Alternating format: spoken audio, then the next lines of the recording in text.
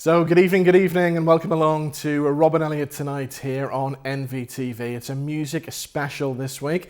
I'll be chatting to the man who Bono described as the world's greatest harmonica player. Don Baker is going to be with us on the show. We'll also find out about this year's Ards International Guitar Festival.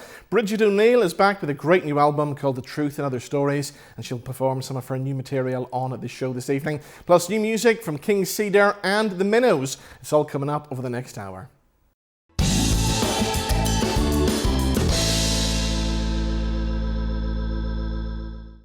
Okay, starting us off on the show this week, we're talking about the Ards International Guitar Festival. Yes, it's that time of year again, and it runs from the 19th until the 23rd of April, back for its 27th year, I believe. Let's find out more because Emily Crawford joins us in the studio. Emily, how are you? I'm good. Thanks very much for having us in again. Good to see you. Always this time of year, and we're getting ready for another festival, again jam-packed with stuff from all over the world. Yeah, absolutely. We're delighted this year to have a stronger international element back to the festival again. Obviously, the couple of years dealing with COVID meant that it was a bit risky having people travelling and flying in for the festival, but we've got some fantastic acts coming in from Europe, coming in from England, international names. So yeah, we're really looking forward to this year's festival. So on the opening night, I see we've got a comedy classic soundtracks thing. What's all that about? Yeah, this is a lovely event. There's kind of a film theme running through a few of the events this year, but the opening event is a lovely event with a couple of local performers, Neil O'Brien and Paul McMorty, based in Belfast, and they're going to be performing the live soundtracks to a series of little short classic comedies, Laurel and Hardy, Buster Keaton. So you'll be watching the films on the screen, but what you'll be hearing is them playing the score live in front of you. The following night then we've got one of our international acts, the Aquarelle Guitar Quartet, who are a fantastic quartet of classical guitarists, and they're coming in to do a Cinema Paradiso night for us, so it's all classic film themes, and that'll be a really atmospheric event as well. Brilliant. Now, one of Belfast's greatest blues stars, Dom Martin's going to be there. If you've never seen Dom before, you got to see him, don't you? We have literally been waiting for this gig since 2020. Dom was due to play for us in the ill-fated 2020 year when we had to pull the plug about 10 days before the festival, and at that stage we had him booked in quite a small venue.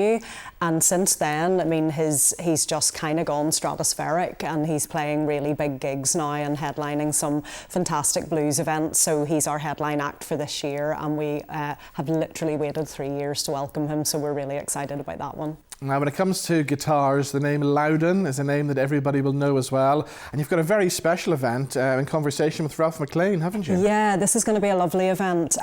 George Loudon's joining us. He's going to be interviewed by Ralph about his career. It's kind of a little bit of a retrospective looking back over his career and the development of the Loudon brand. He's bringing along his son Aaron, who's coming in now through the business and starting to take more of a lead, and he's going to talk about how they've developed the brand, how it's become a world leading name in guitar manufacturing, and all produced here in Northern Ireland, which is fantastic. So that's going to be a really intimate, nice kind of tea time event, and you know, there'll be some wine and some nibbles and a glass of beer, and we're hoping that you know, the real guitar aficionados are going to come along for that one. Now, for me, one of the world's greatest guitarists has to be Lindsey Buckingham. Yeah. He's not coming, sadly. But Ralph is doing a very special tribute to Fleetwood Mac, isn't he? Yeah, the brunch event that we do every year has kind of become one of the highlights of the festival, and people really look forward to this. So we do this on a Sunday morning, and each year we work with Ralph to pick either a classic band or a classic album, and we spend about an hour and a half. Ralph will chat through the work of the artist, and you can have a cup of coffee and a bacon buddy or some fruit salad. And this year we chose the Fleetwood Mac album Rumours. Yeah. So he's gonna, and that was kind of a bit of a nod to, obviously in the last year we've lost Chrissy McVie from Fleetwood Mac, so that's one of the reasons why we chose that album for this year. But it's become one of the most popular events of the festival. Yeah. Brilliant. Now you've got some free events, some workshops and everything going on, haven't you? Yeah, we do. Hopefully there's something for everyone. We do free fringe events, and we do those at lunchtime in Ards Centre, and those are really for some people that maybe haven't been to the festival before and they're not sure they want to commit to buying a ticket. Is this really for me? I'm not really sure what to expect. So you can come along for free at lunchtime. You can bring a sandwich, bring a cup of coffee, and we've got some of the best best local acts performing for an hour, and you can just dip in and out and, you know, come for 15 minutes, come for the whole time. Some of our headline acts are also facilitating guitar clinics, and this year they're called Advice on a Slice. Because the feedback that we received was that people liked the more social element of being able to chat afterwards, after having done their clinic.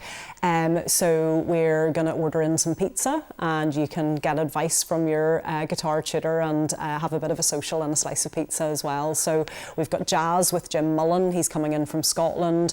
We've got an amazing artist, Rodney Brannigan, he's now based in London but originally from Texas. Yeah.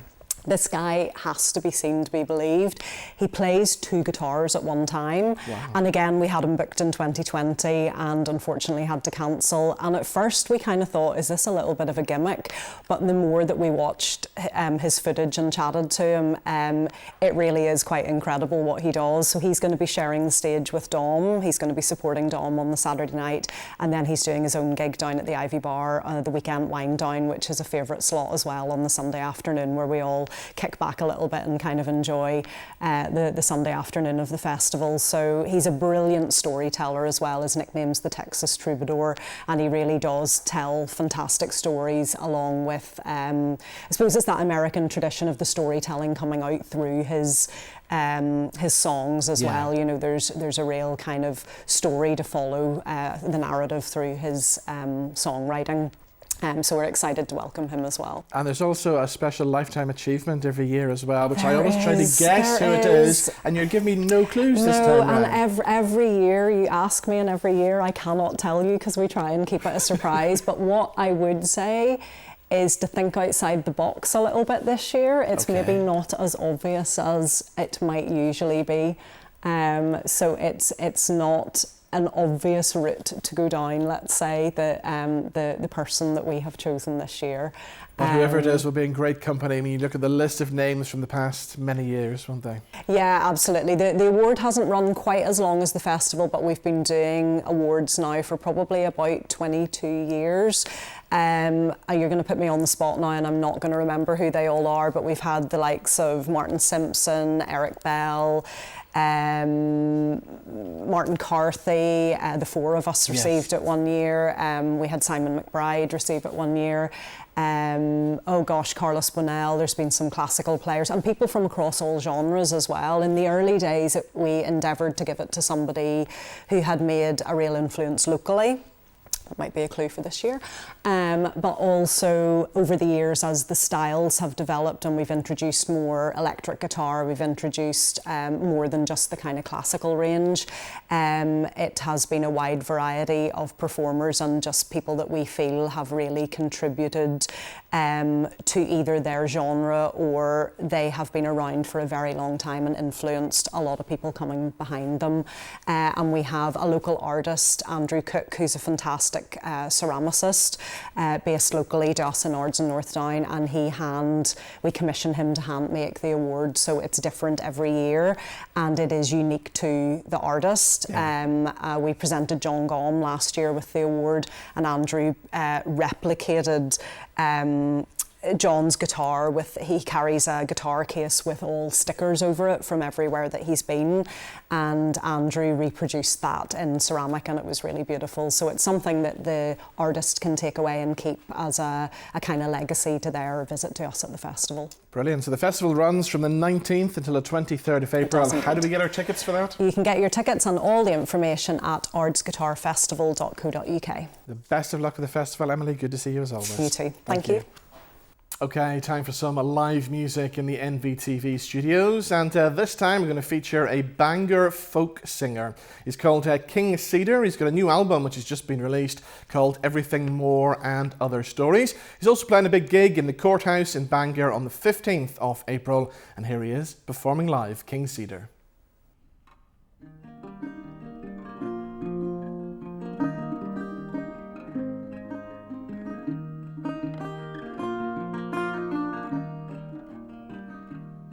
In the days since I was on my own,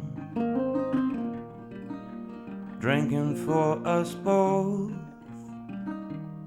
far away those many nights alone,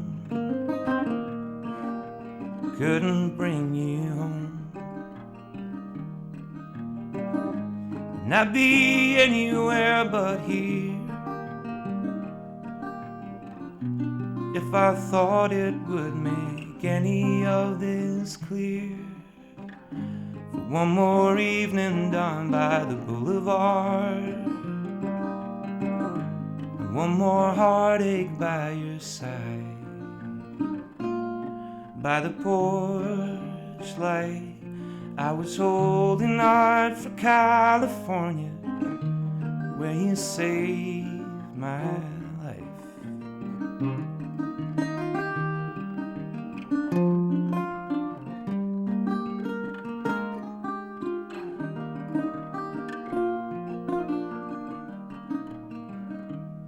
My belief was forged in your desire,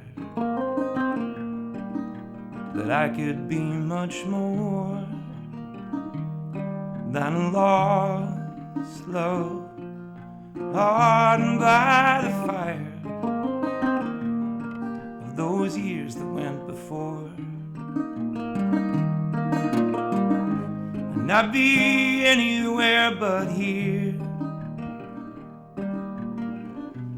if I thought it would make any of this clear. For one more evening down by the boulevard, one more heartache by your side, by the porch light, I was holding out for California, where you saved my life.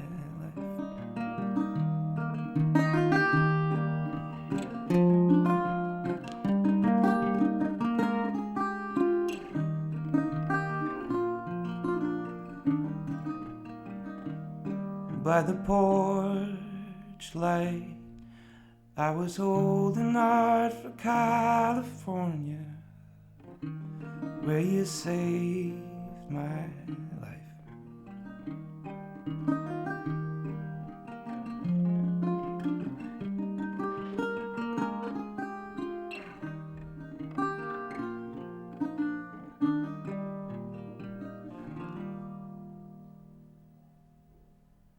So much great music on the show this evening. Now, singer-songwriter Brigid O'Neill is back with a new album called The Truth and Other Stories. We'll be chatting to the lady herself in just a minute, and she's also going to perform a couple of tracks from the new album. Here she is with Easy. It's Brigid O'Neill.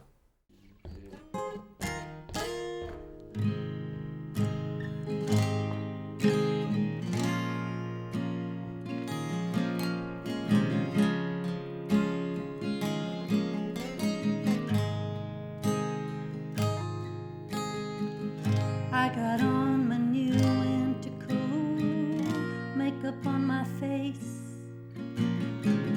I got some flowers to bring to brighten up the place. I got on a smile that says it's all good, you know. I act so sleek, it's like some scene from an Oscar-winning show. And it's easy, so easy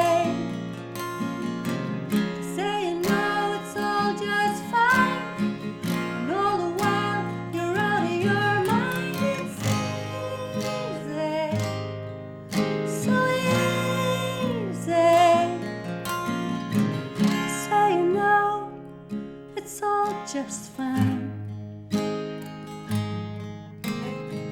See him in the local bar, he's always on his own.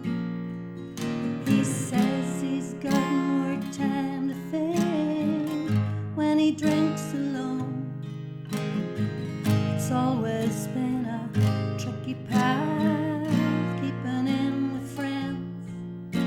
They just don't seem to get him, and they all leave in the end. But it's easy, so easy to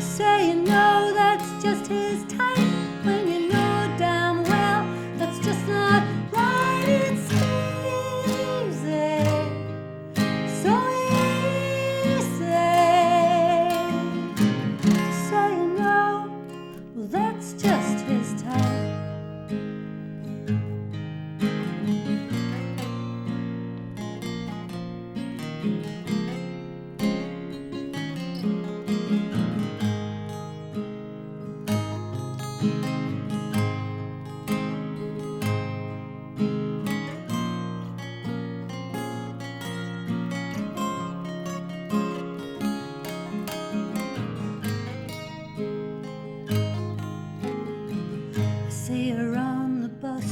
Days, shopping bag in hand, I see the people ask how's you, I hear her saying grand, but it's been 6 long years gone by since he passed away, and she's still having conversations with him every day, yet it's easy.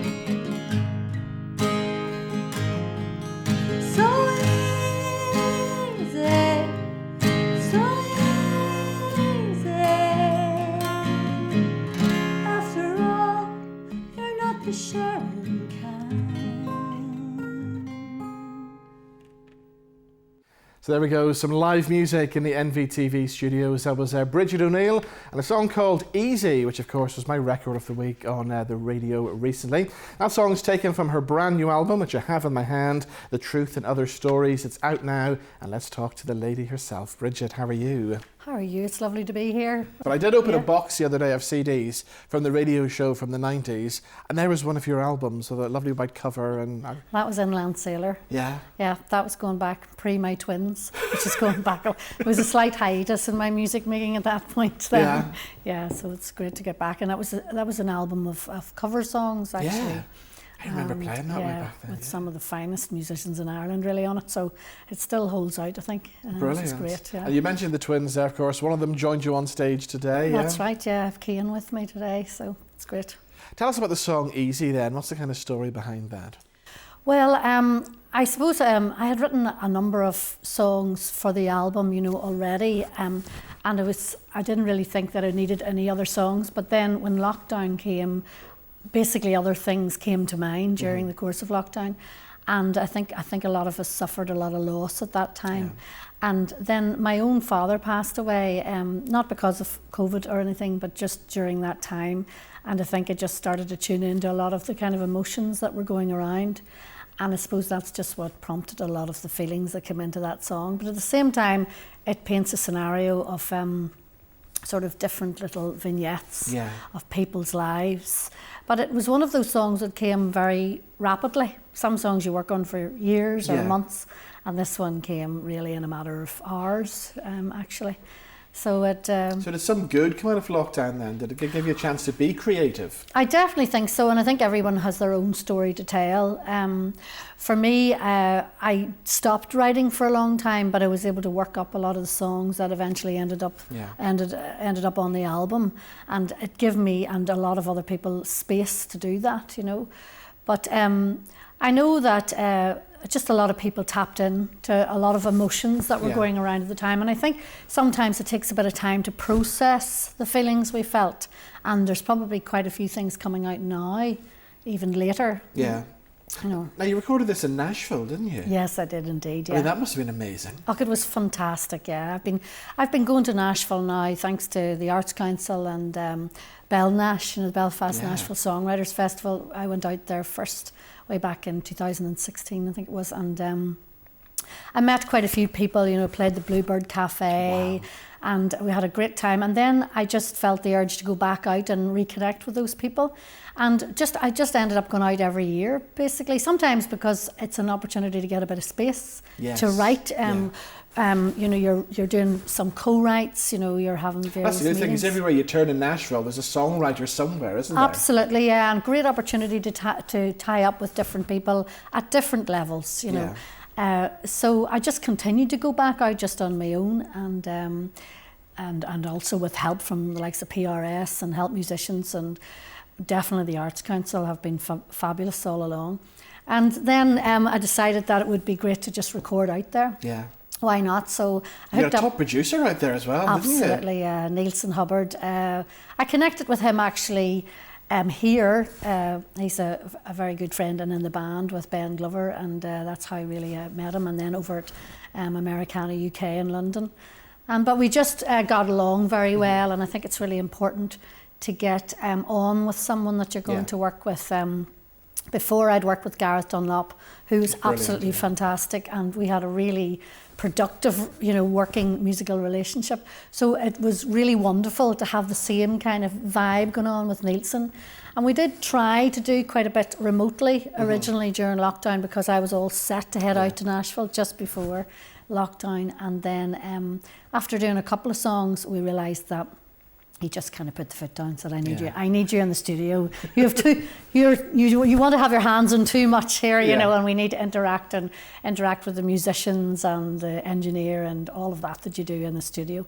So going out was a really special experience, and I have to thank my Kickstarters as well, who helped get me there. It was just, we did it quite in a very concentrated time. And it was all very live. Oh wow. So a Kickstarter is something you would recommend to other musicians and singers then to do? I definitely would. I was absolutely delighted. I met my target overnight actually, which came as a complete shock to me. But I suppose it kept it quite manageable too. But I think it's a really lovely way to connect with your fans basically, or people who have an interest in your music, or who have a vested interest in your music and you know are going to continue to enjoy your music in the future, and you just build a relationship with people as you go along. So it's quite hard to do at the start, because you know there's a lot of moving parts to it for a start, but also you do have to put yourself out there, and that's not easy for any of us to do. But I just find it was a very genuine exercise, and I connected with a lot of people through it. Brilliant. Okay, now you had the album launch in the Black Box last week. I'm hearing lots of great reports. It sounded like an amazing night. Oh, there was such a vibe in the room. It was completely sold out for a start. So that's a joy to fill that big room in the Black Box. But also, there was just so much goodwill, and there was so much anticipation. And I think a lot of the people there had been following me for so long on this journey, and they'd embarked on it at the beginning with me from some of the earliest songs. So to just bring it all home again with that brilliant band was just a joy. It was a very joyous event and a great success. So the album, it's out now and it's picking up lots of radio play, which must be great for you. Absolutely. I've been delighted with the radio play here. Of course, I get fantastic support from Radio Ulster and other radio stations here. But it's been really great to get loads of airplay across the water now too. So it's been on BBC Wales and Scotland and Lincolnshire and right across a lot of really great Americana music programmes. There's so much... There's so much Americana stuff out there as well at the minute, which is great, isn't it? Yeah, there's so much of an appetite for it across the water too. So I really do think this album is fitting into a lot of people's playlists. Yeah. And it's wonderful to be on the playlist with some other, people that I absolutely really admire. You're on the same playlist, everybody from Bonnie Raitt to Molly Tuttle, you're on that playlist along with them. So it's been great. Brilliant. I'm going to get you to do one more from the album. What are you going to do this time for us? I think we've settled for Messy Path. It's the album, the first thing people say about the album is that, again, just by nature of my music, it cuts across a lot of genres. I do a lot of sort of jazzy stuff on it. I do a lot of country, and I do a lot of sort of nearly folk Americana. We just decided to do a song called Messy Path, which is a very country song. Excellent. But it's good fun to sing. We look forward to that. Brigid, good to see you. Thank you for coming in. Thanks so much for having me, Ron. So you got to get your hands on that, the new album from Brigid O'Neill, and here she is performing live once again in the NVTV studios.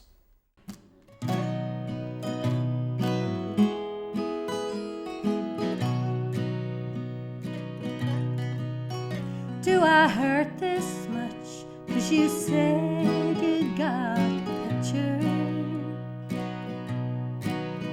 When I opened up, you opened back to me. You made me feel you'd stay right there on my side,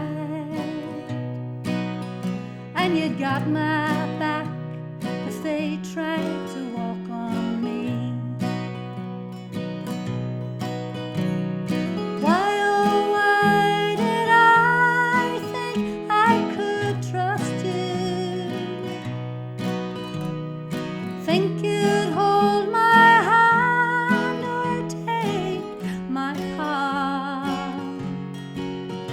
But it's clear the road you travel along in this world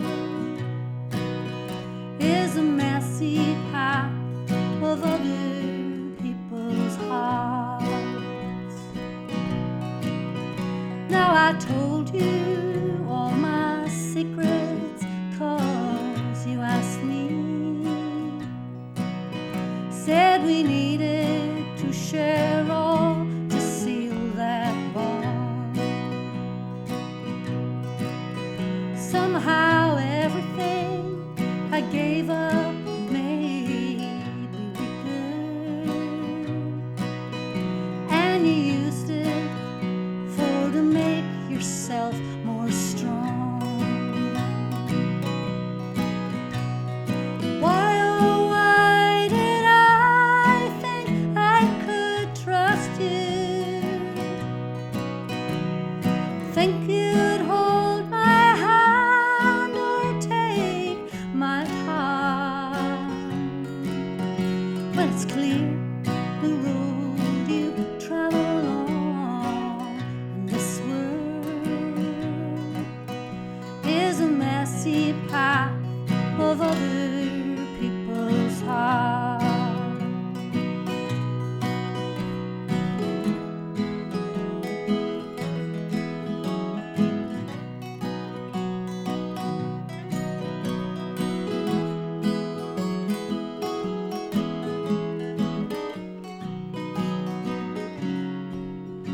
Well, my mama says there's just two ways of going. You can climb and pull that ladder up behind, but we do believe a rising tide lifts all boats, and you stand to gain far more by just being kind.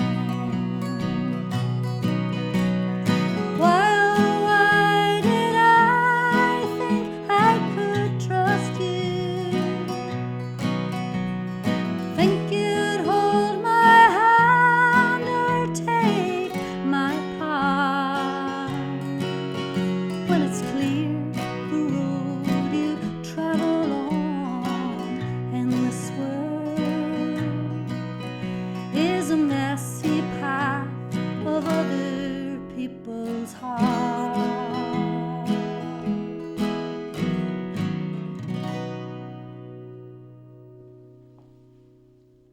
And you really have to check out the new album from Brigid O'Neill, which is called The Truth and Other Stories. Now, it's been over 30 years since Northern Ireland band the Minnows released their fabulous single Time Flies. They're still going strong today. They've got a couple of gigs coming up and a new single out as well called The Steepest Hill. We're going to watch the music video. Here is the Minnows.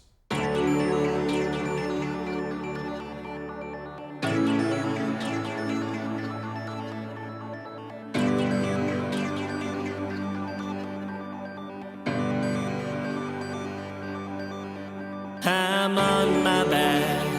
I have seen the writing on the wall. I have seen it all, and I know where I'm going.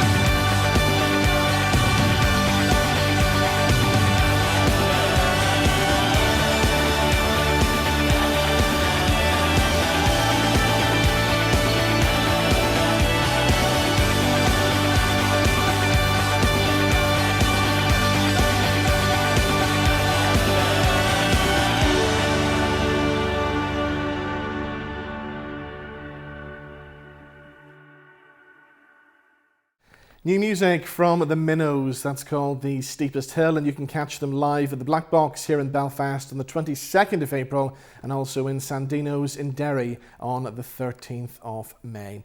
Now, somebody else who's coming to the Black Box on the 15th of April is the legendary harmonica player Don Baker. I'll be chatting to Don in just a second, but let's watch one of his music videos. Don Baker.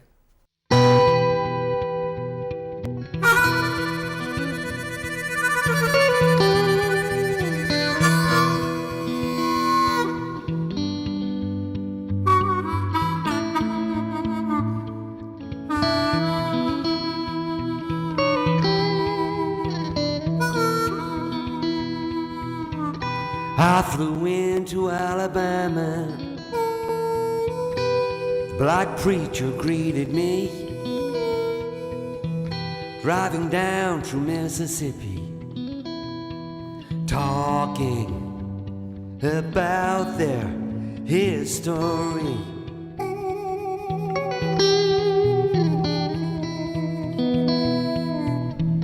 He said when I was a young boy, they hung my father from a tree, and he looked at me through sad eyes, and this is what he said to me. The Klan killed the children as they knelt, praying for Martin Luther King, home of the brave, land of the free.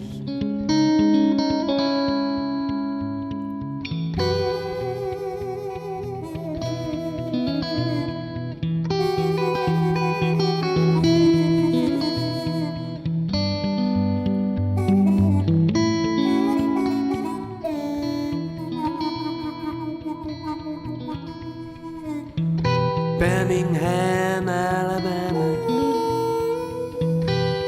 1963. Black people were campaigning civil rights and liberty. Segregation, discrimination, unemployment, poverty, 400 years of persecution for white supremacy.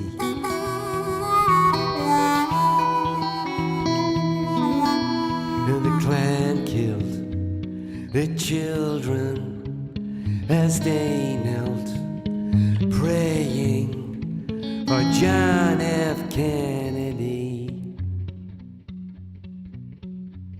the land of opportunity.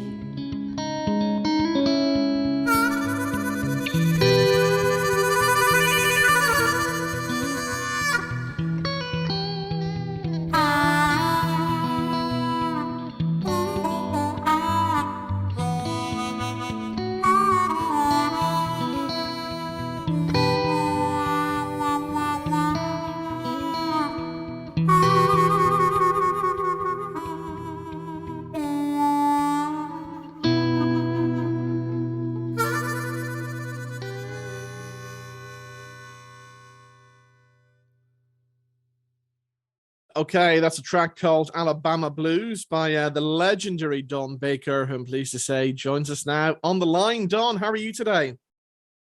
Right, Robin. How are you keeping us on? Very well, thank you. So it's been a while since I saw you. I think the last time you were on the TV show in Belfast, it must have been around 2004, 2005 time. A long time back. I don't get up there very often. Why, I don't know.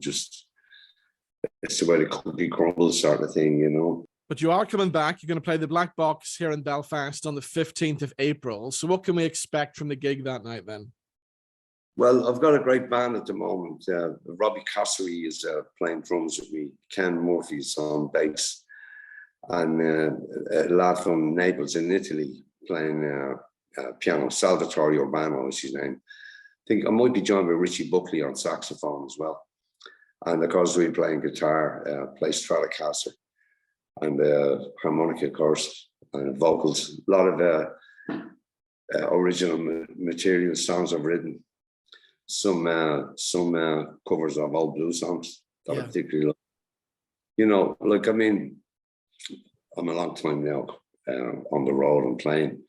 When I started off, it was with the harmonica. It was Sonny Terry, Sonny Boy Williamson, and players like that. I was going to say, of all the instruments in the world, why the harmonica? What was it attracted you to that?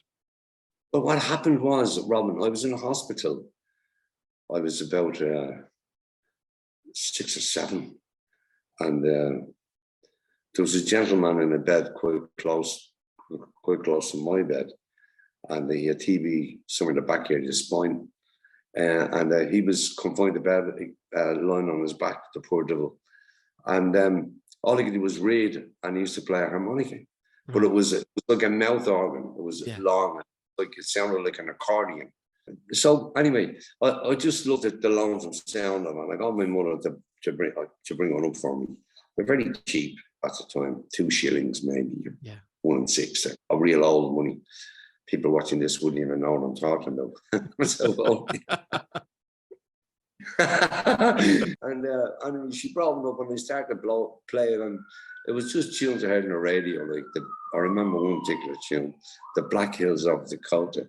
Yeah. Take back to the Black Hills, and the puppet no beard and all this kind of stuff. I just making a nuisance of myself. I used to play under the blankets, and the matron would take it off me in the evening. I was driving her nuts, needless to say, you know. Yeah. I mean, I couldn't play, you know. So that's how I started. And then what happened was we were evicted from our house where we live in Whitehall. And there was a whole lot of trouble. There was alcoholism involved, loads of stuff. But anyway, the hill hunt was, I was in hospital 3 times. So the last time I got out of hospital, I was probably 12. Mm-hmm. And my mother just said, "We're not living where we used to live." And she took me to the slums of Dublin. We had like a 1 room there, you know. Mm-hmm. I mean, it's a real blues story. But there I met a kid. His name is Richard Ussell. And now I think he lives in Belfast now. All right. He had a pub there called Madden's Bar in Belfast. Yeah.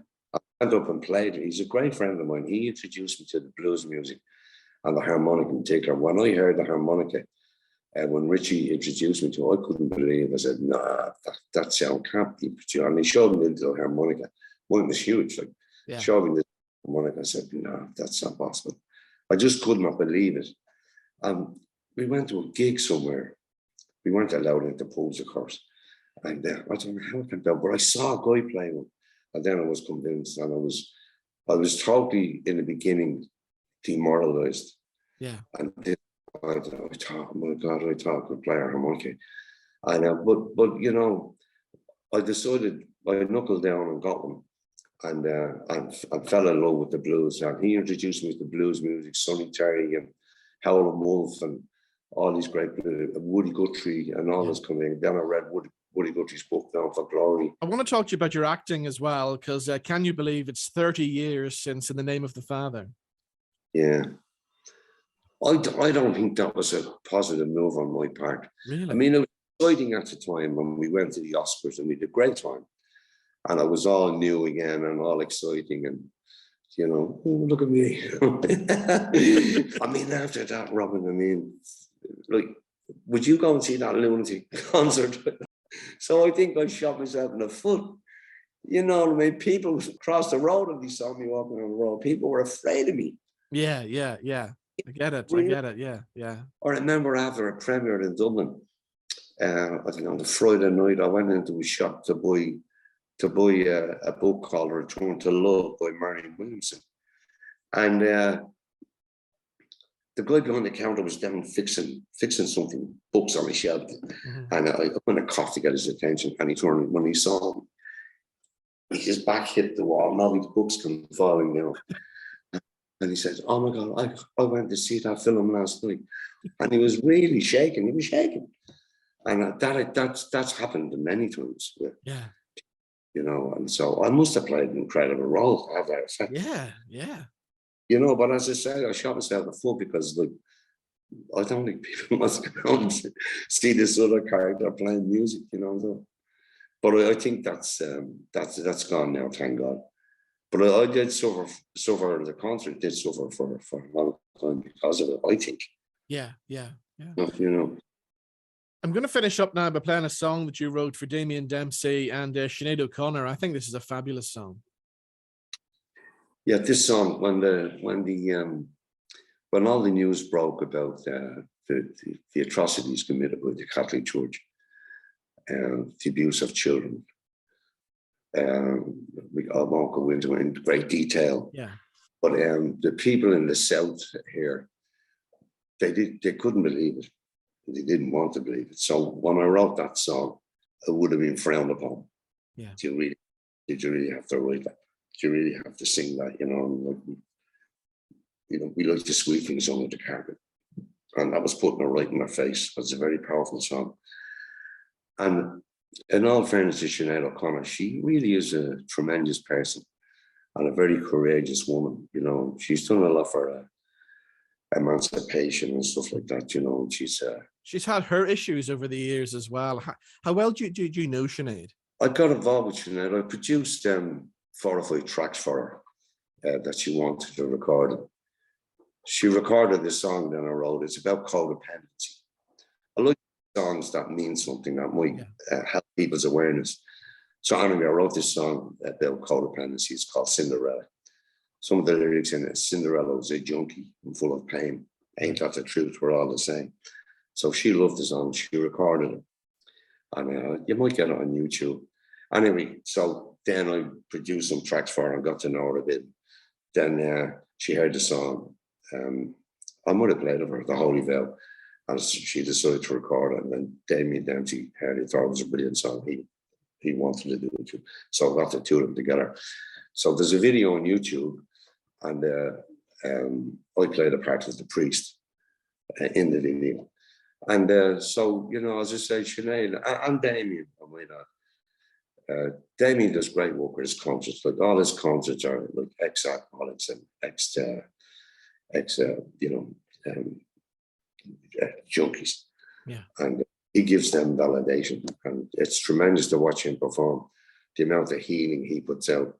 He really is a very spiritual man, and he's probably the only one I've ever seen to do this. Like, I mean, I talk about stuff, introducing songs and hint at stuff, but he's right in your face with it, and the utmost respect for him and for what he does. He's brilliant. And so it was fitting that he sang this song, Woe to the Holy Veil. And as you say, yeah, it's very powerful.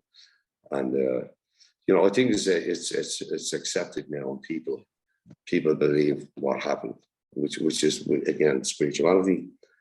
Know the truth, and the truth will set you free. So. Yeah. All right, we're going to hear the song now from Damien Dempsey and Sinead O'Connor. In the meantime, Don, it's been great talking to you as always. You're in Belfast at the Black Box on the 15th of April, so have yourself a great gig in Belfast. Good to see you. Oh, thanks very much, Robin. Thank you.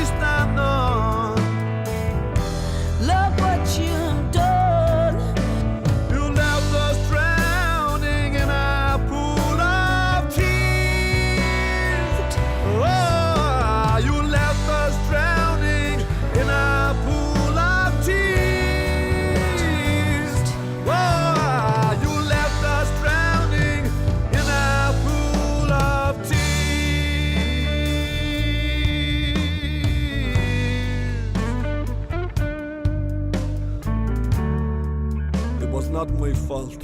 And I am strong and beautiful.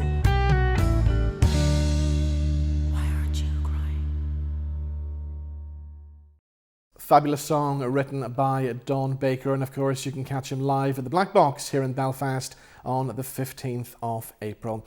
So time now for our What's On guide, where we take a look and see what's happening throughout Belfast and beyond over the next week or so.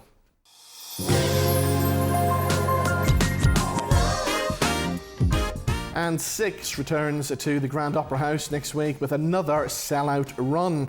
Reigning on Broadway and in the West End, this international smash hit musical Six makes its royal return to Belfast. From Tudor queens to pop princesses, the six wives of Henry VIII take to the mic to tell their tales, remixing 500 years of historical heartbreak into an 80-minute celebration of 21st century girl power. And if you haven't seen Six, you've got to check it out at the Grand Opera House all next week. Now, Cirque, the greatest show, comes to Belfast's Ulster Hall for 3 nights from the 12th until the 14th of April. Where musical theatre meets circus, it's time to step into the light and escape with us for a night like no other, where we take you into a world where the very best of musical theatre showstoppers meets jaw-dropping circus spectacular. A world that explodes into colour as everyone's favourite West End and Broadway hits combine with breathtaking, amazing aerialists, incredible contortionists and thrilling feats of agility and flair. It's the brand new variety spectacular everyone is talking about for 2023. Welcome to Cirque, the award-winning smash hit sensation that definitely is fun for all the family. Now, Matt Goss, the legendary Bros frontman, is returning to the stage and stopping off at the Waterfront Hall in Belfast on the 14th of April. Following his recent appearance on Strictly Come Dancing and his 11-year Las Vegas residency, Matt has brand new music and a major touring activity planned for this year. His new show features Matt's biggest hits, some new original music, and his own personal tribute to one of the greatest songwriters of all time, Cole Porter. And with a dazzling new set of arrangements by the Royal Philharmonic Concert Orchestra and the 15-piece MG Big Band. Catch Matt Goss at the Waterfront on the 14th of April. Now it's time to take it to the limit as this celebration of the Eagles comes to the Ulster Hall on the 16th of April. And every so often, when a combination of the right people come together, something magical happens, and this is the only way to describe these guys. Johnny Brady, Simon Casey, Nigel Connell and the Sheeran Family Band come together to pay homage to one of the greatest bands ever, the Eagles, and this is going to be their first gig in Belfast, so catch them at the Waterfront on the 16th of April. Now, looking ahead to the 18th until the 22nd of April, and a happy medium comes to the Grand Opera House. It's a brand new, hilarious comedy starring our very own May McFettridge and Olivia Nash. And finally for now, if you want to catch a movie in cinemas this weekend, Keanu Reeves stars in John Wick Chapter 4. And with the price on his head ever increasing, legendary hitman John Wick takes his fight against the high trade global as he seeks out the most powerful players in the underworld, from New York to Paris to Japan and to Berlin. Here's a clip from the movie. If you win, the table will honor its word. We'll have your freedom. Under the old laws, only one can survive. Failure to meet at sunrise will result in execution. Last words, Winston? Just have fun out there.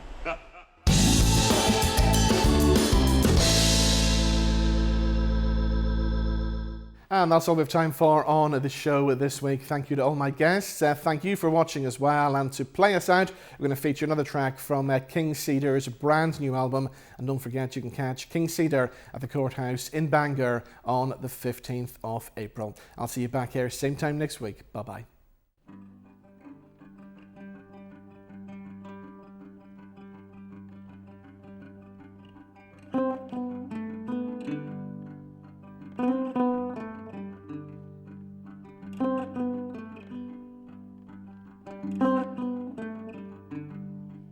Sun was bleeding on your shoulders, falling on the fault lines at least.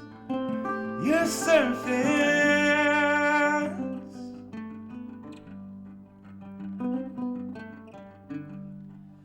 Can I practice every outcome? Dark and lonely turning to fire in every ounce of ours.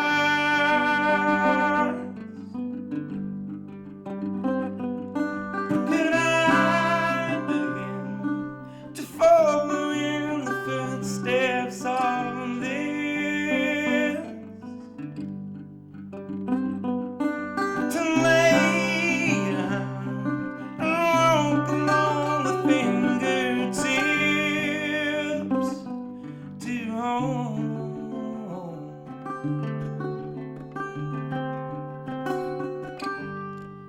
Every sunset withers swiftly, every evening blisters with light you show me.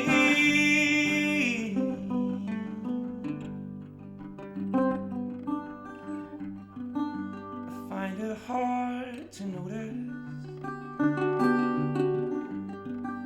the patterns of your skin.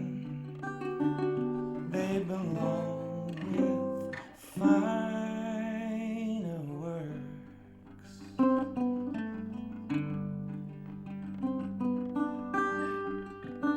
There's nothing I've seen for as long as I have lived that could haunt me half as a year.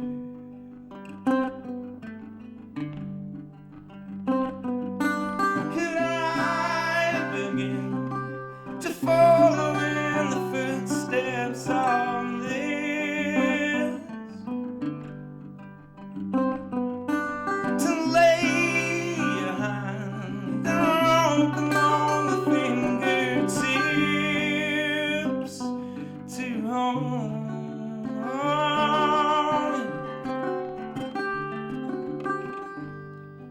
I called over, did you see me?